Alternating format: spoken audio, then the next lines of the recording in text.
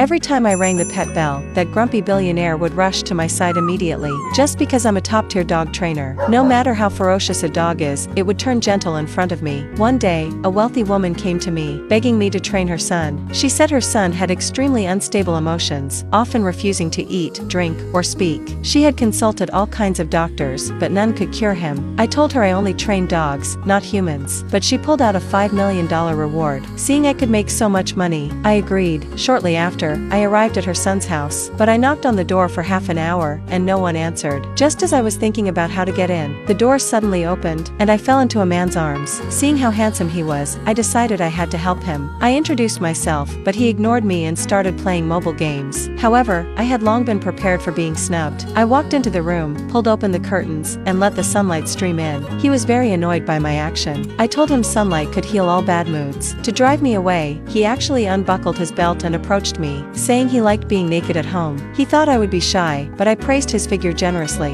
Unexpectedly, he blushed and hid in his room. After a while, I brought a bowl of noodles to find him. Since his door wasn't locked, I walked in directly. He said my behavior of not knocking was rude. I told him his door lock was broken, so knocking made no difference. He got furious at my words. I didn't know his mother had destroyed all the locked things in the house. Under his mother's control, he had no privacy at all. He angrily told me he would never eat anything I made, even if he starved to death. But as a dog trainer, I was very experienced in dealing with such situations. I hid all the snacks in the house, then started feeding him regularly. Every mealtime, I would ring the bell. On the first day, he chose to resist, but I didn't get angry. As soon as the mealtime passed, I would put away the food. After 2 days like this, he finally couldn't stand the hunger and walked out of his room. I realized my first step was a success. The next step in my dog training method was to build trust. I sat in front of him and said that if he ate well, I would fix his door lock. After hearing this, he stared at me intently. Looking at him like that, I couldn't help but pat his head. Before long, I kept my promise and fixed the lock,